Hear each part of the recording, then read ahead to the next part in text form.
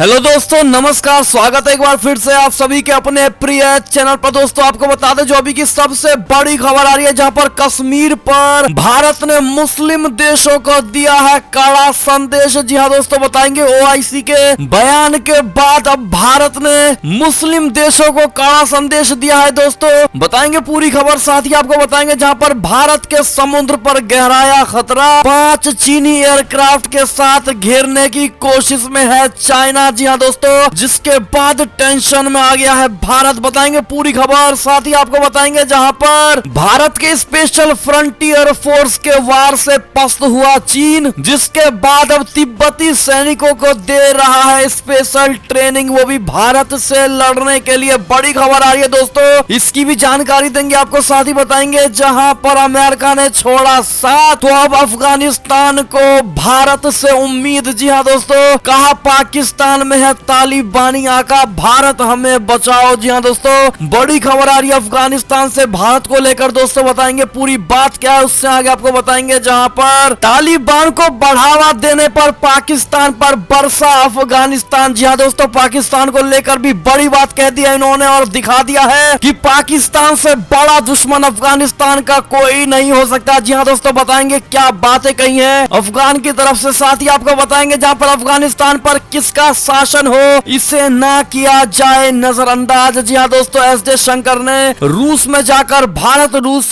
के रिश्तों पर बड़ी बात कह दी है दोस्तों। अफगानिस्तान को लेकर भी एक साथ आने की बात कही है, इसकी भी जानकारी देंगे दोस्तों आपको। साथ ही बताएंगे जहां पर उइगर मुस्लिमों को लेकर और उन पर जुल्म होते को लेकर अमेरिका की बड़ी कार्रवाई चाइना पर। जी हाँ दोस्तों, बताएंगे क्या एक्शन उठाया है अब जो बाइडन ने। साथ ही आपको बताएंगे दोस्तों जहां पर 2022 उत्तर प्रदेश चुनाव के लिए कौन होने वाला मुख्यमंत्री और सबसे बढ़िया मुख्यमंत्री इनमें से कौन होगा, ऐसे में दोस्तों आपको बताएंगे ये सर्वे का रिजल्ट आया है, बताएंगे क्या है इसका परिणाम। जी हाँ दोस्तों, बताएंगे कौन होने वाला है मुख्यमंत्री उत्तर प्रदेश का। जी हाँ दोस्तों, बड़ी जानकारी देंगे आज आपको। साथ ही बताएंगे जहां पर नए मंत्रियों को प्रधानमंत्री मोदी जी की बड़ी सलाह, वो भी मीडिया को लेकर। बताएंगे दोस्तों क्या कहा है मोदी जी ने, तो हर तरह की आज आपको खबर बताने वाले हैं दोस्तों, तो बने रहिएगा वीडियो के अंत तक। और अभी खबरों में आगे बढ़ने से पहले अगर आप भी मानते हैं कि हमारी भारतीय सेना में वो ताकत है और वो शौर्य, वो बल है जो किसी अन्य देश की सेनाओं में नहीं है, साथ ही मोदी जी है तो हर चीज संभव है। और इस कोरोना काल में डॉक्टर ही भारत के लिए सबसे बड़े रक्षक, और उत्तर प्रदेश में योगी जी होने वाले मुख्यमंत्री, तो फटाफट से वीडियो को भी कर दीजिए लाइक, चैनल को कर दीजिए सब्सक्राइब, बेल आइकन दबाइए, साथ ही कमेंट बॉक्स में लिख दीजिएगा जय हिंद। जी हाँ दोस्तों, तो चलते हैं पहली और सबसे बड़ी खबर की तरफ, जहां पर कश्मीर पर भारत ने मुस्लिम देशों को दिया है कड़ा संदेश। बता दें भारत ने जम्मू कश्मीर के मसले पर इस्लामिक देशों को पाकिस्तान के प्रचार तंत्र में फंसने से आगाह किया है। दोस्तों सऊदी अरब में भारतीय राजदूत की इस्लामिक देशों के संगठन यानी ओआईसी के महासचिव से मुलाकात के दौरान कश्मीर के मुद्दे पर चर्चा की रिपोर्ट के बीच भारत ने कहा है कि इस्लामिक देशों को निहित स्वार्थों से सतर्क रहने की आवश्यकता है। पाकिस्तान पर निशाना साधते हुए भारतीय विदेश मंत्रालय के प्रवक्ता अरिंदम बागची ने गुरुवार को कहा कि हमने बैठक को लेकर ओआईसी की तरफ से जारी बयान को देखा है। ओआईसी के महासचिव के अनुरोध पर ही सऊदी अरब में तैनात भारतीय राजदूत ने 5 जुलाई को उनसे मुलाकात की थी। बैठक के दौरान विभिन्न मसलों पर व्यापक चर्चाएं की गई थी। जी हाँ दोस्तों, इस्लामिक सहयोग संगठन और भारतीय राजदूत के बीच कश्मीर मुद्दे पर हुई चर्चा को लेकर अरिंदम बागची ने कहा कि मीटिंग के दौरान विभिन्न मसलों पर बातचीत हुई है। हमारे राजदूत ने भारत के बारे में कुछ गलत फहमियों को दूर करने की आवश्यकता से उन्हें अवगत कराया है, जो कि ओआईसी में कुछ देशों के निहित स्वार्थों के कारण फैली हुई है। ओआईसी को भी ऐसे स्वार्थी तत्वों से सतर्क रहना चाहिए कि उनके मंच का इस्तेमाल भारत के आंतरिक मसलों में टिप्पणी करने और भारत विरोध प्रचार के लिए ना किया जाए। एक तरफा प्रस्तावों और पूर्वाग्रहों से भरी धारणा को लेकर इस्लामिक देशों को सतर्क रहना चाहिए। जी हाँ दोस्तों, भारत ने कड़े शब्दों में इन मुस्लिम समुदायों को, मुस्लिम ग्रुपों को संकेत दे दिया है दोस्तों, और अलर्ट कर दिया है कि भारत हर मुद्दे को गंभीरता से लेता है और ऐसे में पाकिस्तान जैसे छलावा देशों से दूर रहे, क्योंकि कभी भी वो सत्यता में विश्वास विश्वास नहीं करता है। जी हाँ दोस्तों, ऐसे में आपकी क्या राय होगी और इन OIC समूह संगठनों से क्या कहना चाहेंगे दोस्तों आप लोग पाकिस्तान को लेकर? कमेंट में जरूर लिखिएगा दोस्तों। बढ़ते अगली खबर की तरफ, जहां भारत के समुद्र पर गहराया खतरा, 5 एयरक्राफ्ट के साथ घेरने की कोशिश में चीन। जी हाँ दोस्तों, चीन लद्दाख रीजन के अलावा हिंद महासागर में लगातार अपनी ताकत में इजाफा करने में जुटा हुआ है। चीन 2021 के अंत तक दुनिया का सबसे बड़े गैर अमेरिकी विमान वाहक पोत लॉन्च करने की कगार पर है। चीन के इस कदम से भारतीय राष्ट्रीय सुरक्षा योजनाकार हिंद महासागर क्षेत्र यानी IOR की सुरक्षा को लेकर चिंतित है। आपको बता दें दोस्तों कि बीजिंग दक्षिण चीन सागर में वैश्विक कानूनों का कम सम्मान करते हुए गबनोट कूटनीति अपनाता रहा है। जी हाँ दोस्तों, पश्चिमी खुफिया रिपोर्टों के अनुसार लियोनिंग और शेडोंग के बाद तीसरे विमान वाहक पोत को टाइप 003 के रूप में लेबल किया गया है। इस एयरक्राफ्ट कैरियर के तैयार होने के बाद इस दशक के अंत से पहले 2 और विमान वाहक पोत चीनी वाहक युद्ध समूह यानी CBG में शामिल होंगे। जी हाँ दोस्तों, बढ़ते अगली खबर की तरफ, जहां पर भारत के स्पेशल फ्रंटियर फोर्स के वार से पस्त हुआ चीन अब तिब्बती सैनिकों को दे रहा है स्पेशल ट्रेनिंग। बता दें, भारत के साथ सीमा पर जारी तनाव के बीच अब चीन ने नई चाल चली है दोस्तों। चीन अब तिब्बती सैनिकों को ऊंचाई वाले स्थान पर युद्ध करने की खास ट्रेनिंग दे रहा है। कुछ रिपोर्ट्स में यह दावा किया गया है कि चीन अब तिब्बती सैनिकों की भर्ती कर रहा है। भर्ती के दौरान इन तिब्बती सैनिकों को कई तरह की लॉयल्टी टेस्ट से भी गुजरना पड़ेगा, यानी ये लोग कितने विश्वासी हैं चाइना के प्रति, इसका टेस्ट किया जाएगा दोस्तों। इसके तहत तिब्बती सैनिकों को चीनी भाषा सीखने के लिए कहा जा रहा है। चीन की कम्युनिस्ट पार्टी को सर्वोच्च मानने के लिए कहा जा रहा है और तिब्बती सैनिकों से ये भी कहा जा रहा है दोस्तों कि वो पार्टी के नियमों को सबसे ऊपर रखे, यानी सर्वोपरि माने, फिर चाहे वो दलाई लामा ही क्यों ना हो। और ये भी कहा जा रहा है कि प्रशिक्षण पूरा होने के बाद चीन इस तिब्बती सैनिकों को LAC पर तैनात कर सकता है। लेकिन सवाल दोस्तों ये है कि क्या चीन इन तिब्बती सैनिकों का इस्तेमाल भारत के खिलाफ भी करेगा? क्या लगता है आपको, अगर आप भी मानते हैं कि चाइना कुछ भी कर सकता है दोस्तों? जिस देश को अपने इज्जत का ख्याल नहीं, वो देश कुछ भी कर सकता है, बेशर्मी के हद तक जा सकता है। तो आप भी राय में कमेंट में जरूर ये बात लिखिएगा दोस्तों। चलता गई खबर की तरफ, लेकिन वीडियो को लाइक नहीं किया तो लाइक जरूर कर दीजिएगा। बात करें खबर की तो अमेरिका ने छोड़ा साथ अफगानिस्तान का, लेकिन अब अफगानिस्तान को भारत से है उम्मीद। कहा पाकिस्तान में है तालिबानी आका। बता दे, अफगानिस्तान से अब अमेरिकी सेना अपना बोरिया बिस्तर बांध घर वापस लौट चुकी है दोस्तों। US सेना के जाने से अफगान में एक बार फिर तालिबान अपने पैर पसारने लगा, आप सभी जानते ही होंगे, जिससे वहां अराजकता की स्थिति उत्पन्न हो गई है दोस्तों। अमेरिका से मिल रही सैन्य मदद बंद होने के बाद अब अफगानिस्तान अपने मित्र दोस्त भारत से सहायता की उम्मीद कर रहा है। नई दिल्ली में अफगानिस्तान के राजदूत फरीद मुमंडजे ने कहा है कि भारत अन्य क्षेत्रीय अभिनेताओं के साथ मिलकर हमारी शांति प्रक्रिया में रचनात्मक भूमिका निभा सकता है। जी हाँ दोस्तों, साथ ही उनको भारत से काफी उम्मीदें हैं। फरीद मुमंडजे ने उस रिपोर्ट पर भी प्रतिक्रिया दी है जिसमें कहा गया है कि पाकिस्तान तालिबान का समर्थन कर रहा है। न्यूज एजेंसी ANI से बात करते हुए अफगान राजदूत ने कहा कि भारत एक प्रमुख भागीदार रहा है, वो अन्य क्षेत्रीय अभिनेताओं के साथ मिलकर हमारी शांति प्रक्रिया में रचनात्मक भूमिका निभा सकता है। वार्ता की मेज पर आने के लिए राजनयिक चैनलों के माध्यम से तालिबान पर अधिक दबाव डालने के लिए भारत अपनी संयोजक शक्ति का उपयोग कर सकता है। जी हाँ दोस्तों, ऐसे में अब अफगानिस्तान को भारत से बड़ी मदद की गुहार है दोस्तों, बड़ी मदद की चाहत। ऐसे में क्या कहेंगे आप लोग, क्या भारत को अफगानिस्तान के लिए आगे आना चाहिए दोस्तों और तालिबानी आतंकवादियों से मुक्त कराना चाहिए? क्या कहते हैं आप लोग, कमेंट करके जरूर बताइएगा दोस्तों। आप भारतीय जनता और आपका एक राय सर्वोपरि है दोस्तों भारत सरकार के लिए, इसलिए कमेंट जरूर कर दीजिएगा दोस्तों। आपकी बात सरकार तक पहुंचाई जाएगी। साथ ही अगली खबर की बात करें तो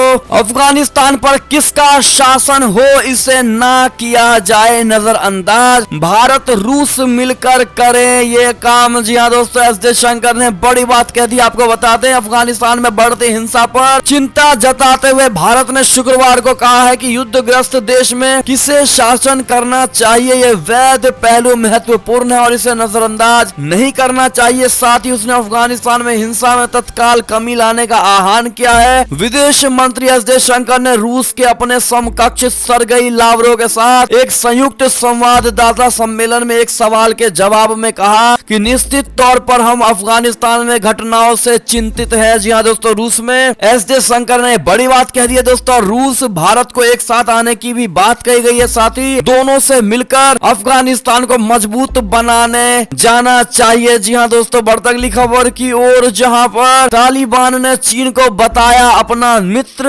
अफगानिस्तान में किया स्वागत, उइगरों को शरण न देने का वादा। जी हाँ दोस्तों, अफगानिस्तान के $1 ट्रिलियन की खनिज संपदा पर नजरें गड़ाए चीन को तालिबान ने अपना मित्र करार देते हुए उसका स्वागत किया है। तालिबान ने ये तक कह दिया है दोस्तों कि वो अफगानिस्तान के पुनः निर्माण में चीन के निवेश पर जल्द से जल्द बातचीत करना चाहता है। जी हाँ दोस्तों, बढ़ती अगली खबर की तरफ, जहां पर शुक्रवार को जॉर्जिया जाएंगे अपने एस जयशंकर यानी विदेश मंत्री एस जयशंकर। स्वतंत्र जॉर्जिया की यात्रा करने वाले ये पहले बनेंगे भारतीय विदेश मंत्री। जी हाँ दोस्तों, अगली खबर की बात करें तो अमेरिकी सेना कर रही खास दवा का परीक्षण, बूढ़े नहीं होंगे सैनिक जमकर लड़ेंगे युद्ध। जी हाँ दोस्तों, अमेरिकी सेना ने अपने सैनिकों की क्षमता को और बढ़ाने के लिए बुढ़ापे को रोकने वाली एक नई दवा का निर्माण किया है। इस दवा का अब परीक्षण शुरू कर दिया जाएगा दोस्तों। ये दवा बूढ़े होने के असर को या तो कम कर देती है या उसे रोक ही देती है। इस दवा को अमेरिकी सेना के स्पेशल ऑपरेशन कमांड ने विकसित किया है दोस्तों। बताया ये जा रहा है कि अमेरिकी रक्षा मंत्रालय सैनिकों की क्षमता को बढ़ाना चाहता है, इसी वजह से इस खास दवा का निर्माण किया गया है। बढ़ती अगली खबर की तरफ दोस्तों, जहां पर उइगरों पर जुल्म को लेकर अमेरिका की बड़ी कार्रवाई, 14 चीनी कंपनियों को किया ब्लैक लिस्ट। बता दें, अमेरिका ने शुक्रवार को आर्थिक आधार पर 34 और कंपनियों को काली सूची में डाल दिया है। इसमें से 10 कंपनियां चीन की है। इस संबंध में अमेरिकी वाणिज्य विभाग ने नोटिस जारी किया है दोस्तों। तो वहीं एक अन्य सूत्र का कहना है कि अमेरिकी वाणिज्य विभाग की योजना है कि इस प्रतिबंध के दायरे में और चीनी कंपनियों को भी लिया जाए और इस सूची में 14 चीनी कंपनियों को शामिल किया जाएगा। जी हाँ दोस्तों, अगली खबर की बात करें तो पाकिस्तान से खबर आ रही है, जहां पर पाकिस्तानी मंत्री ने कोरोना की चौथी लहर आने का किया दावा, संक्रमण फैलने का ठीकरा जनता पर दिया फोड़। बता दे, पूरी दुनिया भी कोरोना के खिलाफ जंग लड़ रही है और इसी बीच पाकिस्तान के planning development and special initiative के मंत्री असद उमर शुक्रवार को कहा है कि इस बात के संकेत साफ है कि देश में कोविड-19 की चौथी लहर शुरू हो चुकी है। असद उमर ने एक ट्वीट में कहा है कि 2 हफ्ते पहले मैंने ट्वीट किया था कि हमारी आर्टिफिशियल इंटेलिजेंस मॉडल ये दर्शा रही है कि चौथी लहर आने की संभावना है। अब ये संकेत साफ है कि चौथी लहर शुरू हो चुकी है। कोरोना के केस के बढ़ते आंकड़ों के बीच इमरान खान सरकार में मंत्री असद उमर ने कहा कि कोरोना की चौथी लहर के बीच सरकार पूर्ण रूप से लॉकडाउन नहीं लगाएगी। जी हाँ दोस्तों, एक और खबर की अगर बात करें तो सैटेलाइट तस्वीरों से खुली चीन की पोल बना रहा है 100 से ज्यादा परमाणु मिसाइल का साइलो। बता दे, चीन अपने उत्तर पश्चिम इलाके के रेगिस्तान में 119 नए मिसाइल साइलो बना रहा है दोस्तों। चीन के इस चाल की पोल सैटेलाइट तस्वीरों से खुली है दोस्तों। जैसा कि आप स्क्रीन पर देख पा रहे होंगे, सैटेलाइट से मिली तस्वीरों में स्पष्ट तौर पर ढेर सारे साइलो दिखाई दे रहे हैं। साइलो एक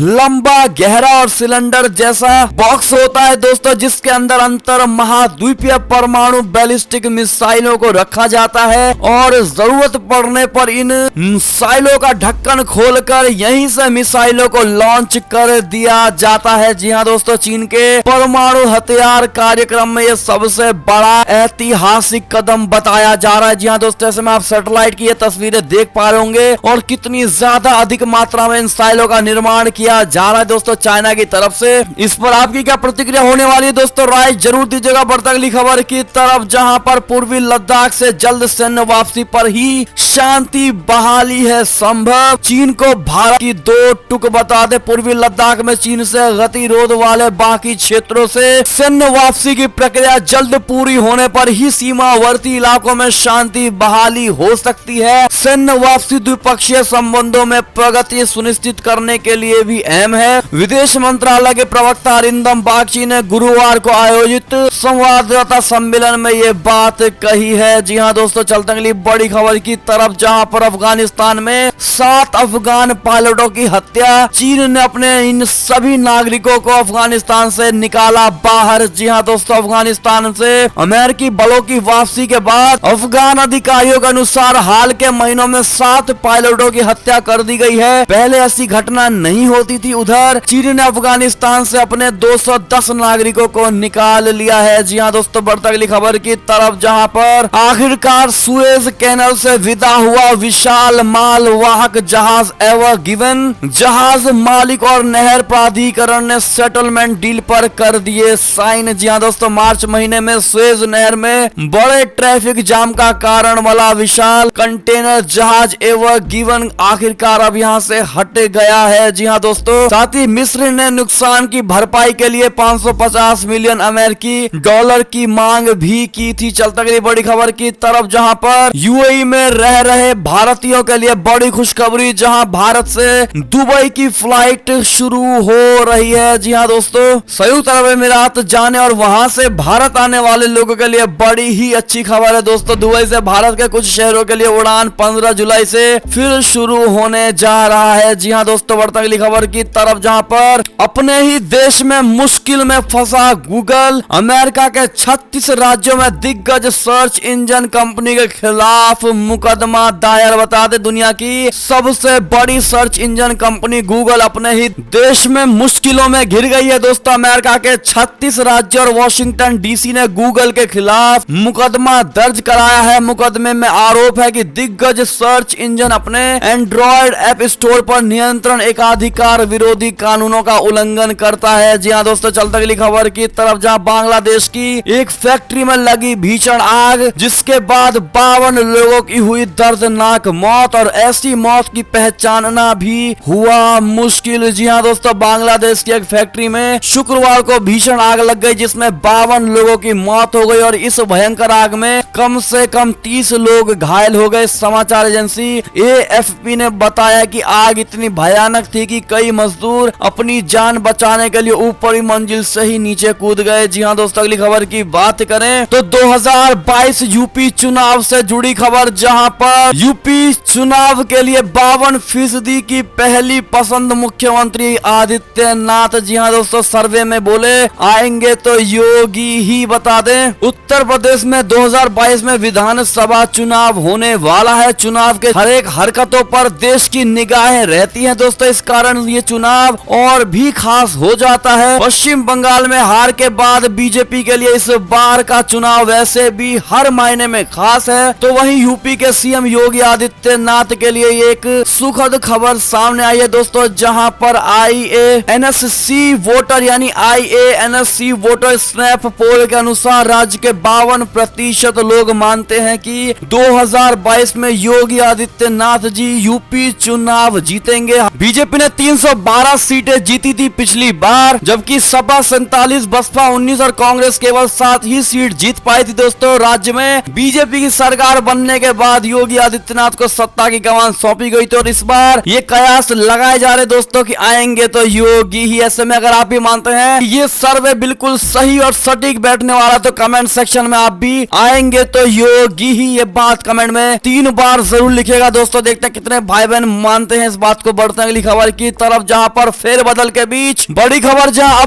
अब भाजपा संगठन में फेरबदल की बड़ी तैयारी। इस्तीफा देने वाले कई नेताओं को मिल सकता है अहम पद। बता दें प्रधानमंत्री नरेंद्र मोदी जी के कैबिनेट विस्तार के बाद अब सबकी नजर भारतीय जनता पार्टी के संगठन में बदलाव पर है दोस्तों। आसार इस बात के हैं कि अब जल्द ही संगठन में भी फेरबदल हो सकता है और सरकार की तरह पार्टी में भी कई नए चेहरों को शामिल किया जा सकता है। और बताया ये जा रहा है कि रविशंकर प्रसाद और प्रकाश जावड़ेकर जैसे जिन नेताओं की केंद्रीय मंत्रिमंडल से छुट्टी कर दी गई है, उन्हें संगठन में लाकर बड़ी और अहम जिम्मेदारियां दी जा सकती हैं। जी हां दोस्तों, ऐसे में क्या लगता है आपको भारतीय जनता पार्टी में किन किन नेताओं का बदलाव जरूरी है दोस्तों और किन का नहीं, और किन को कौन सा पोस्ट देना चाहिए, कमेंट में सुझाव जरूर दीजिएगा दोस्तों। बढ़ते अगली खबर की तरफ, जहां पर राजमार्गों के किनारे टाउनशिप के लिए कैबिनेट से ली जाएगी मंजूरी। गडकरी बोले विश्व स्तरीय हाईवे नेटवर्क स्थापित करना हमारा लक्ष्य है। जी हां दोस्तों,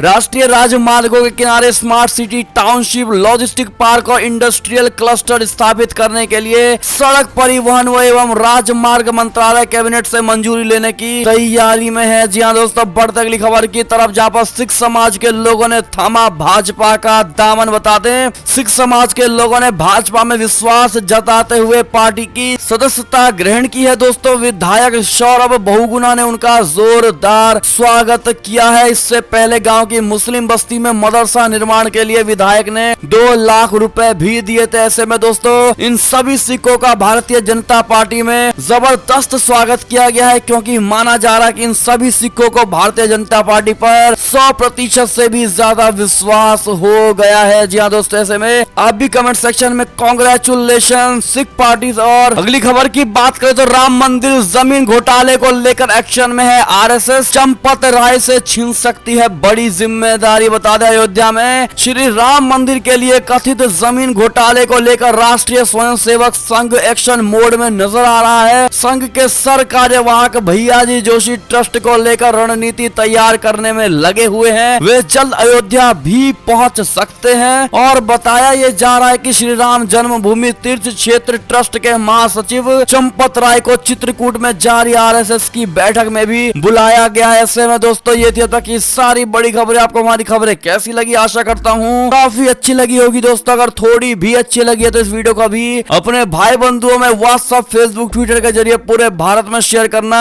बिल्कुल मत भूलिएगा दोस्तों। और अभी कर दीजिए इस वीडियो को लाइक, चैनल को कर दीजिए सब्सक्राइब, बेल आइकन दबाइए, साथ ही कमेंट बॉक्स में लिख दीजिएगा जय हिंद जय भारत। तो मिलते हैं आपसे अगली बड़ी खबर में, तब तक अपना ख्याल रखिएगा। बहुत बहुत धन्यवाद बने रहने के लिए।